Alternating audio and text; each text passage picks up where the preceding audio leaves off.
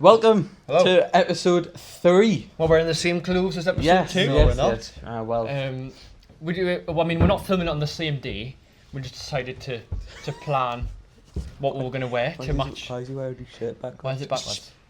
Oh, nice new top. Thanks. It's a new day. Thanks. We're not filming it on the same day. Like 3 of them. 4 of them. Yeah, I've got a couple of these. Yeah, I've got a few of these. It's not the same top. It's not the same day. It's a different day. From this after. Anyway, welcome to episode 3. Thank you for the support on last week. Episode 2. Episode 2. The support on that has been crazy. It has, I it's mean, Mate, we wouldn't even know that it's actually that good. it's Like, that the support, good. we just Yeah. don't know.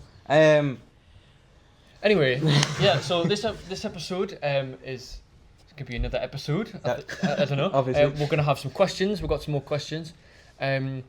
We've got Another review another review, and and we've got another guest. another guest. It's that mystery guest, right? It's that much of a mystery. Even We don't even know who yet. it is. No idea. We don't know who it is because we're going to wait until someone comes into the shop. Whoever comes into the shop first is going to be on the podcast. Because we're desperate. Not Robert Reed. Oh, Robert Reed, that would be good, wouldn't it? Anyway, so yeah, just like the other episodes, if you've got any questions, anything you want me to talk about, leave them in the comments. Rob's dancing in the background. So yeah, if you've got any questions, anything you want to talk about, put them in the comments. That would be appreciated. Even if you just want to tell me that you liked the episode, right? Mm-hmm. Stick it in the comments. That would be great. So it boosts our ego. Anyways, we're going to move on to the questions. Questions. So here we go. Why do you always do that? I don't know. It's not even funny. Okay. Questions. We've got one question this week. We've got one question. The question is for anyone starting in Magic. So anyone that's thinking about coming into Magic or they've just got into Magic and they don't know what to do, what should they do? Probably just join your local Magic circle or Magic club. For us, we joined the Neptunes because that was our local Magic club, and it's also good for younger magicians. But I mean, if you're older, if you're older and you're starting off, I mean, there's the Newcastle Magic Circle here. Yeah. Just find a local circle because they'll help you progress. They'll help you get the gigs. They'll help you all sorts. It's like a full-on community, there isn't is it? people you can just message and say, I'm looking to get in Magic. They'll Yeah. help you out. Yeah. I think the thing I would say the main thing is, and I think you'll all agree, when you first get into Magic, the one thing that every magician does is you'll just buy loads of stuff, right? Yeah. And all that stuff you'll buy when you first start, after the first few months or the first year, you'll never touch again, right? Because the thing that happens is you'll see something, you go, ooh, that's good. You'll watch you'll watch Hans Clock, and you'll want to do illusions. You'll watch a magician at a wedding and you'll want to do close-up magic. You'll watch someone on stage and you want to do stage magic. She'll just buy everything, right? Yeah. I think that's what everyone does. They'll just buy everything. What you need to do is you actually take your time, look at the different styles of performing. You know, if you want to do close-up, if you want to do comedy, if you want to do just mentalism, stage stuff. Like, have a look around, watch as much stuff as you can, and look at what you find interesting. And sometimes what you find interesting might not be what you perform. Some people might love to watch comedy magic, but aren't very funny, so they do mentalism or close-up magic. So I think you should make that change. I'm gonna make a change. We should have a karaoke section. No. We should have a karaoke Bad section. idea. Bad idea. Bad Good idea. film. It's Seen a it? bad idea. What was I going to say? Yeah, find what you want to do. Yeah, 100%. Find a. I mean, technically, you could have tons of different things you want to do, but focus on one first. I would say. Yeah. Like with mine, I focused on kids magic because I knew I wanted to do that. That's why I bought tons of props with it for it. But now I'm leaning towards more stage magic. Don't get us wrong, I will do the kids stuff. Yeah. But then I'm investing more into stage magic. So it's just take steps. Well, I started off doing loads of stuff to music. Yeah. So I would do colour changing records, and I would just walk on with my table, music playing. I wouldn't speak, and I would do some stuff to music. Pretty much do the complete opposite now. Yeah, don't you? and I do the complete opposite now. Speak, don't do Oh, too much now. It speaks too much. Thank you. Just hate each other. Half this episode is just going to be Ed and speaking. Oh no, we don't mean it. Anyway, so yeah, that's so. My eyes have gone all funny now. I can't say anything. You know what makes me see red?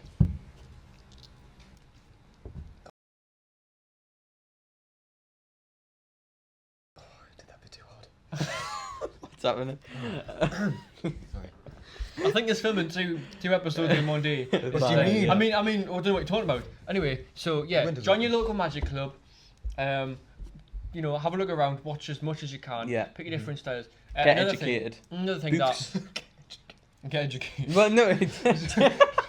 To be fair, we had customers in the shop before, We did. and Rob was talking to them. Yeah. And he said he actually gave them some really good advice. He went, you're learning magic, you're getting into magic. Rob's not guy anymore. You know, you can stop. Oh, he's an No. absolute. No, I'm joking. Anyway, he said it was like the sensor. I'll put the sensor thing. Right. over him, Okay. just Yeah. keep Yeah. going. Yeah. So yeah, he said if you're learning magic, don't learn from YouTube Yeah. because the answers aren't there. He said join your local magic club, speak to magicians that have been doing it Yeah, for yeah, years, yeah. they know what they're doing, and learn everything off there because the answers aren't on YouTube. Mhm. I thought that was some really really good advice from Rob. Mhm. So yeah, if you're getting into magic, join your magic club. Yeah. Look at loads of different stuff. Find out what you want to do. Start off with the easier and cheaper stuff. Yeah. Always start off with them type of stuff because you don't want to instantly go and buy a £400 Leviosa and then that's all you do. Yeah, but at the same time, Yeah, at the same time, some of the cheapest stuff is some It's of the best better stuff. stuff. Yeah. It's- Yeah. You can do You those could with spend just high thousands cost. of pounds on magic props, but Yeah, you yeah. know something that costs a £5 on the shelf will. Like if you want to do close up, get some cheap pack of tricks. Do you know what I mean? Just do stuff like that first and Yeah.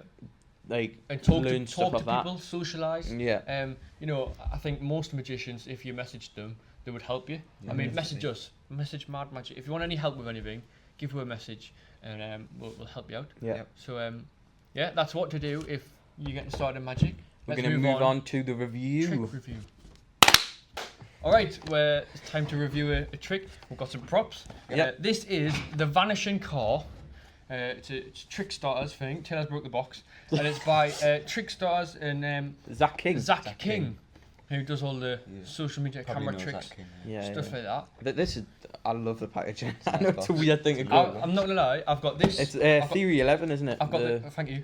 I've got the trick on a shelf in my room, Right. and I've got the packaging on a shelf in the room as well, just because of how nice it looks. Yeah, you're starting off your own Yeah, magic it's shop. My own magic shop.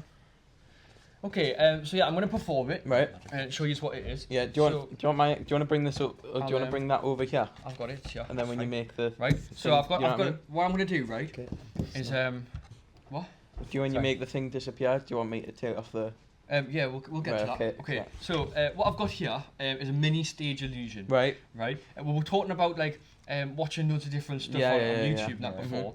So what I watched David Copperfield, Right. Okay. right? And he does all the big stage illusions, right? Yeah, yeah, And yeah. I went, that's what I want to do, Yeah. right? So what I've done is I've bought a mini stage illusion. Yeah.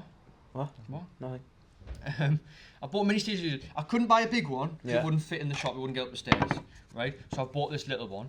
And what I'm going to do the vanishing car. Right. Okay. Right. So obviously I'm using a little toy car, Mhm. and I've got this little platform here to use as my stage. Right. Okay. Yeah. And I'm going to build up a little box, Right. right? So this is the lid. I've got the little box. We'll put the back wall up like that. We'll put the front wall up like that, and we'll put the side wall up, and we'll pop the lid on the top, like that, right? So I've built me a little box. Right. Okay. I've left this side open so I can drive the car in, Yeah. right? So the car's going to go in Brum brum. like that. Yeah. You can still hear the engine going, can't you? Yeah. Yeah. Right. So we'll put the little side up.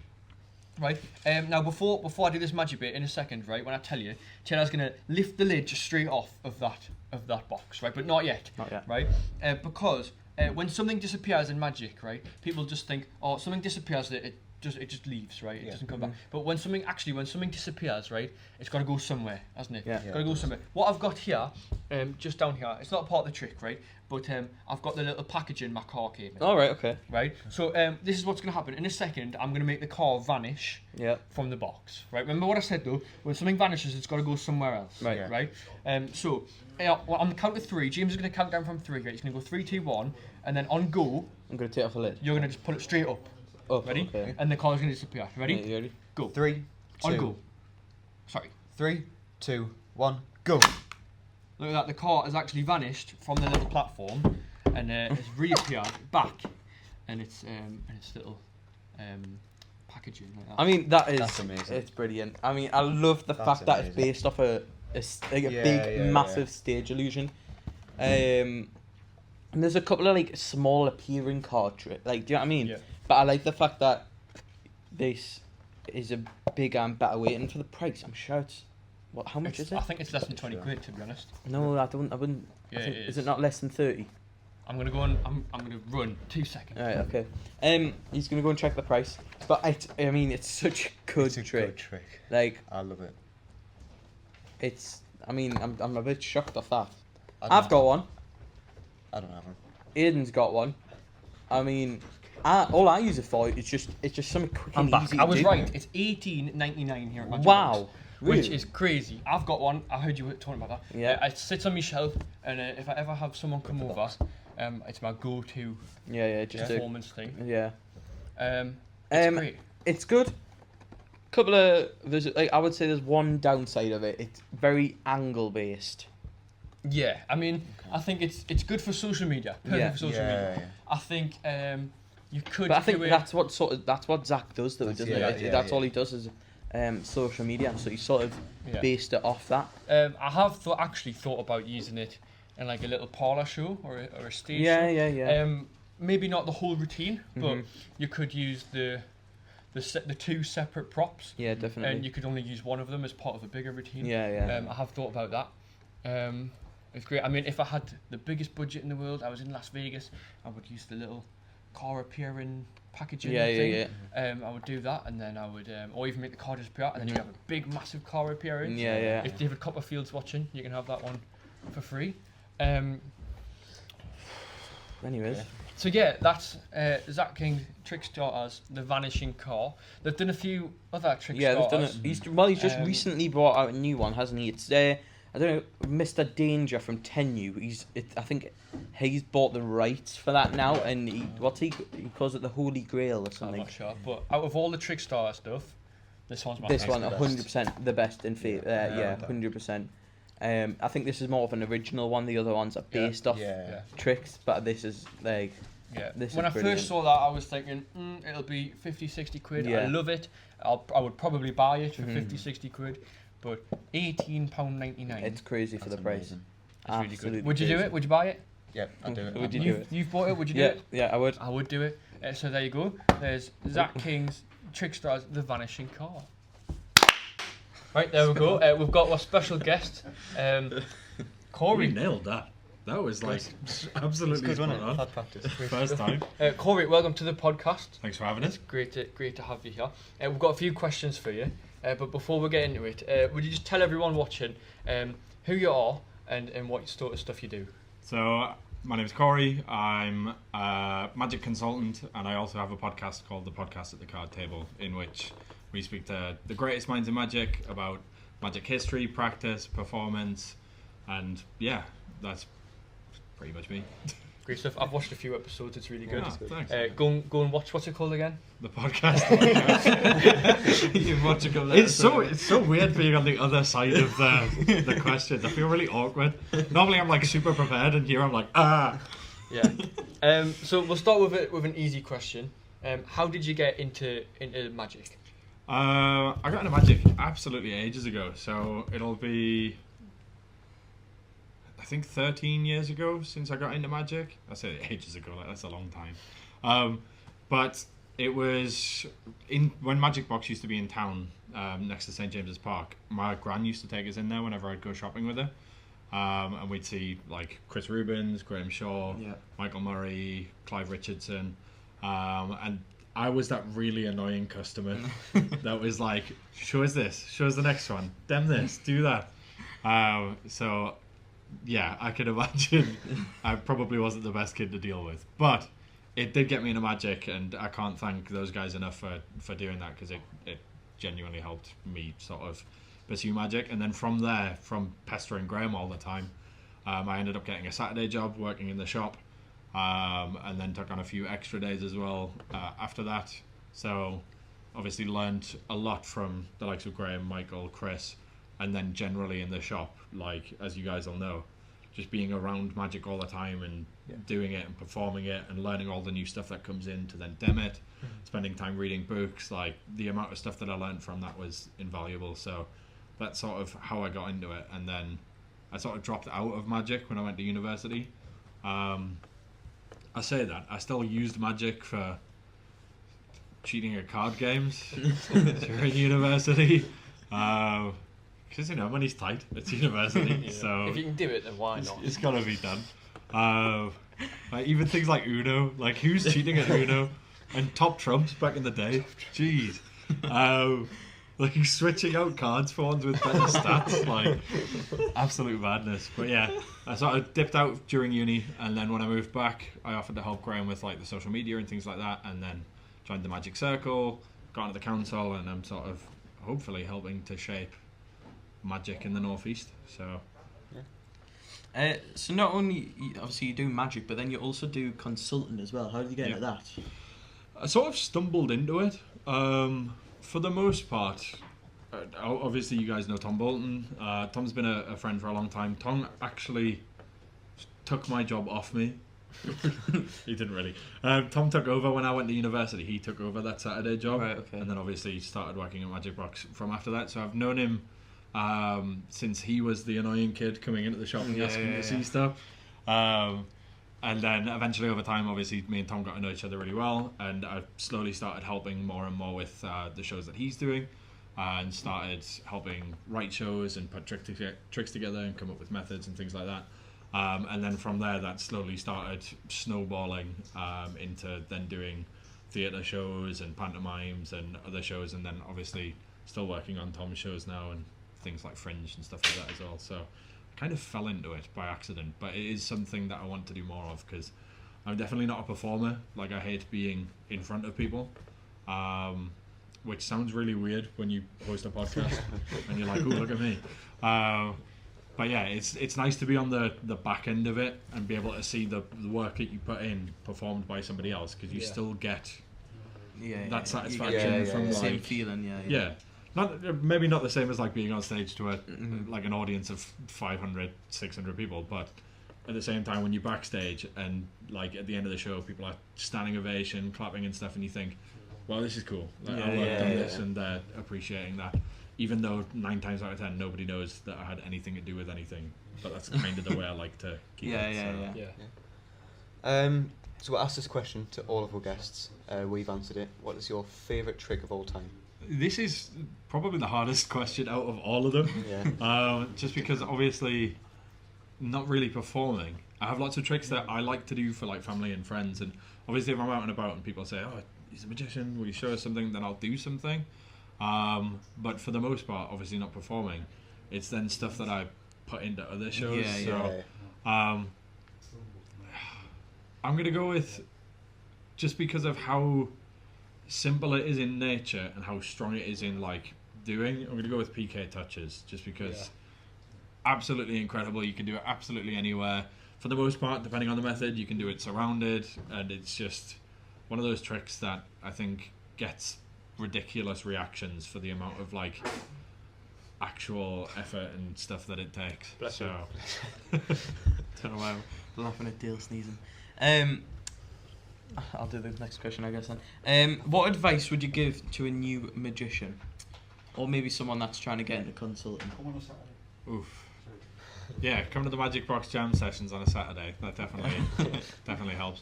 I'll take those as 2 separate questions. So, advice for people getting into Magic first. I'd say, especially if you're getting into card stuff, it can be very overwhelming to like get into Magic initially, because there's so much to learn, and obviously when you look on social media and you see people just being absolute demons with a deck of cards. Like it's just not fair. But they're the cool stuff that you want to learn, and then you want to learn flourishes and things like that, and second deals and all these complicated sleights. But I think, as much as I really enjoy learning like knuckle busting moves just for the sake of it, because it's one of those things that when you get it, you're like, oh, that was good. Like I can actually do it now, and it feels like tactile and good to learn. I'd say pick like 5 sleights that you're going to focus on. So like a force, a false shuffle, control, a vanish, and production, for example. And just pick one of each of those categories and get really, really good at that one thing in each of those categories, so that you're not like half good at loads of different things. You're just like really good at that one thing. Whether it is like a second deal for forcing cards, like I'm not saying stick to something super simple, just really hone in on whatever that is and just get good at it, because then it'll pay dividends in the future for what you're doing. That's great advice. Yeah. Thanks. And how do people get into consulting? See, this is a difficult one, because you there's not really like a way into consulting. For the most part, from all of the people that I know that get into consulting or that I've spoken to about consulting, they've gone from being either big magicians themselves or having put out lots of releases and things to the community, so that people then see, okay, I like the way that this person thinks, so therefore I'm going to hire this person to help me do whatever this project is. I think for me, certainly just having lots of friends around you that know they can rely on you and trust you with the projects that they're working on certainly helps. So I think if you want to do those kinds of things, obviously try and offer advice to other people, but don't do it in a way where, because the unsolicited advice in Magic's one of those things that's really common, where people will come up to you after you've done like a massive show, you just got a standing ovation, somebody will go, yeah, I didn't like that routine, you could just do it this way, like this is the way I do it, so you should do it that way too. It's like, well, what you don't actually understand is I do it that way in particular because it sets up something else for another routine, or like it's angle sensitive or whatever. So I think if you're respectful of the decisions and the work that the person's put into their work, and you're offering it as advice and constructive criticism, I think that certainly helps. But if you're just there to like give somebody advice because you think you're better than them, it doesn't really work like that. So Great. Another question, where we're up to. What has been your favourite project to work on? It's difficult because I think every project that I work on is like memorable for a different reason, and obviously the more stuff that I've been working on, the better they've kind of gotten, both in methodology and scale and like how impressive they are, I guess, to a lay audience. So like every project becomes my favourite. Like I'm working on one of Tom's show at the minute, and I'm like, okay, the stuff that we got for this is some of the best stuff that we put out so far. But at the same time, we worked on a horror production of a film adaptation called Saint Maud, which then got brought to a theatre. So it was fun to work on something that wasn't strictly magic. And they're the kind of projects that I prefer to work on. Not saying that I don't like working on Tom's stuff, because it's a lot of fun, but I like putting magic in places where you don't expect magic. So like horror, for example, or scary stuff, obviously you've got a lot of things that you can do with like paranormal magic and stuff like that. So those kind of environments, I think, really test my creativity, and make us think about how can I take an idea or a concept and put it into this project that's already written. It's the same with like stage shows and stuff like that. Whenever somebody comes to us with an idea, it's normally, we have this entire story, we need you to put this in here, can you make it fit? And it's then our job to make it fit in there seamlessly, so people don't go, okay, story, magic trick, story. Like you want it to weave seamlessly throughout, so that people almost don't notice it, and then they go, wait, did that just happen? So yeah, I think those kind of projects are definitely the most fun to work on, because it's stuff that I wouldn't normally do anyway, but it's all fun for different reasons, I guess. One thing I remember you telling us is about is that you helped for a pantomime. It was Beauty and the Beast or something. Yeah. It was the Rose, and asked you to that asked you Yeah, to build like it was a rose that like sort of Yeah, grew so up, wasn't it? it was so when we got there, they were like, okay, we want a rose that floats, so a rose that levitates inside of a glass bell jar, but we also want the petals to drop off one at a time on command. And I was like, all right, cool. Like, I know companies that already make those, but they're like crazy expensive to rent or to buy. So I was like, here's how you could do it. This is how I would do it. And they were like, perfect. Can we have it by tomorrow? And I was like, I'm kind of the ideas guy. Like, you guys have prop makers, you have furnishers. But I was, as with anything, I'm always up for a challenge. So it was something I hadn't really ever done before. But we literally sat for, I want to say maybe 8 or 9 hours in like a tiny little dressing room under the Gala Theatre. And we just like nipped out to a few different like garden shops and DIY stores and came back, and we just had this like mess of things in front of us. And then by the end of it, we did have a rose that looked like it floated and the petals dropped off one at a time. So It's just that good. we got there in the end, but my goodness, I mean, working to time constraints, kind of how I prefer to work. Just because I feel like my creativity comes when like I need to, as opposed to like if I've got loads of spare time to work on something, I just sit there for ages and stir on like the same ideas and always want to make it like better than it can be. But at a certain point, you kind of have to go, this is the best it's going to be without taking another few months or by throwing shitloads more money into it. So, Do you think you'll ever like, once you get asked to make something, do you think you'll make a couple of them and maybe rent them out? It's certainly something we thought about after making that first one. But again, it's time, money, and like other companies already do it, and to a pretty high standard. So I don't really want to tread on other people's toes because that's not like the area or stuff that I'd like to get into. But certainly, if other people want to make things and don't know how to, and then we can bring the ideas to them, I'd prefer that. Because at the end of the day, there's millions of other people that can build props better than I can. Like without a shadow of a doubt. Like that rose looked great on stage. Up close, yeah, probably not. But it looked fantastic from a distance, which is exactly how it's supposed to be done. So it didn't really matter in that sense. But yeah, I'd rather put my passion and creativity into like concepting and coming up with these cool things rather than botching together a prop just because I have to. Great. Yeah. Doesn't mean I won't though. I still do it like a challenge. So, without giving anything away, are you working on anything now that you can hint? So one of the things, obviously having the podcast, one of the people that we had on recently was a guy called Blake Voigt, who obviously does the magic consulting for like Now You See Me. He's worked with Copperfield, David Blaine, Dynamo. And I was talking to him about his creative process, and he was saying every morning when he gets up, he writes down 10 ideas, and they don't have to be great ideas. They're just 10 random things that are like come to his head from whatever's in the room around him. So since that episode, so this was just over 2 months ago, but like 2 months and 3 days ago, I started writing down 10 ideas a day in a little book that stays in my pocket like everywhere I go, regardless of where I'm going. Like even if I'm going to the shop to buy some food, to do my weekly shop, I'll take that because like 9 times out of 10 I will have a random idea in the most random location. And I'd rather write it down than like type it out on my phone because the notes on my phone just disappear immediately and I don't know where they are. So there's probably some absolute gold in my notes that I've just never gone back to look at. So that might prompt us to go back and look at that. So there's some stuff in there that I might turn into releases, like actual releases to the Magic community.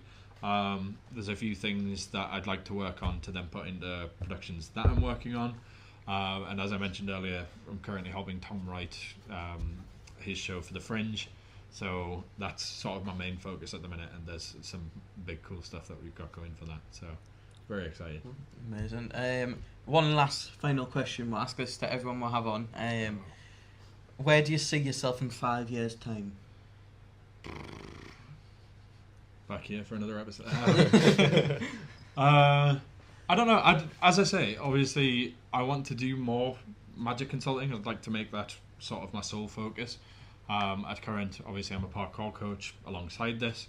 So I'd like to move out of that and more so into consulting. So whether it's working on more theatre shows or working with touring shows, something like that, working on bigger and better projects. Great stuff. Brilliant. Thank you There very you much. go. There's episode 3 of the Mad Magic podcast with Corey. What we'll do is we'll put a link to your podcast in the description. And you're working on Tom's show now as well. Yeah. So if you can, go and book tickets to go and see Tom's show at Durham Fringe this year. And yeah, thanks for We've got a coming. lot of tickets to sell. So. A lot of tickets. And if people want to get in contact with you about anything like that, magic or consulting, where do they go? Probably the podcast page is where I'm most active. I tend to just stay off my own social media for the most part anyway, especially things like Facebook I don't use at all. So probably the podcast social media, which I think is PATCT UK, so podcast at the card table UK. We'll put it on the screen and we'll put it in the description that as well. I For think you. that's what it is. Should probably do that. All right, brilliant. Thank you very much. And there we go. We'll see you next week for another episode. We hope. We don't. We don't know what's happening. We'll do our best. But yeah. Yeah, thanks for watching. Yeah. Leave a like, subscribe, Like, comment some random stuff, questions and things to talk about. Comment it all. Yeah, thanks for watching. Bye bye.